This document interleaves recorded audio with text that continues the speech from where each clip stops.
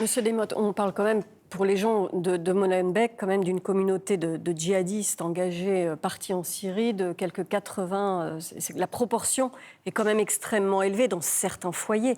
Est-ce que vous êtes encore dans le déni de ce type de phénomène? Non, et en même temps, on relativise, parce qu'il ne suffit pas de dire on a fait ce constat-là, il faut aussi étudier les causes racines. Après, d'ailleurs, ce qui s'est passé à Nice, etc., montre que les foyers en France étaient nombreux aussi. Mais pour prendre une explication plus en profondeur, on est devant une responsabilité également de l'Occident sur l'émergence de ces mouvements. Quand nos médias, dans un premier temps, sur des conflits comme le conflit syrien, présentaient ce conflit un peu comme étant un conflit, finalement, qui ressemblait à ce que fut la guerre d'Espagne, où on allait sauver les mouvements démocratiques. C'est manichéen.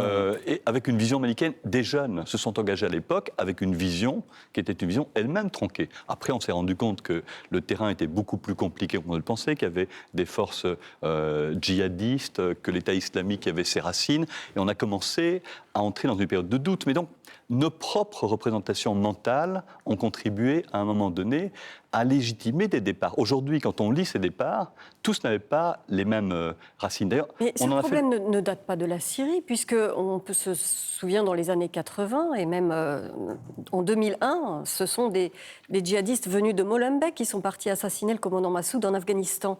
C'est quand même un problème très ancien. On dirait qu'on est encore en train de découvrir. Ce que je veux dire par rapport aux gens qui vivent à Molenbeek aujourd'hui, il faut faire attention de ne pas les stigmatiser et de penser qu'on a là le vivier de l'explication. D'ailleurs, comme ce fut de manière assez imbécile présenté par des pseudo-scientifiques travaillant pour le compte, à un moment donné, des anglo-saxons, disant qu'on liait le radicalisme à la francité, à l'usage de la langue française et de la culture. Donc je pense que ce type de caricature n'aide effectivement pas à décrypter.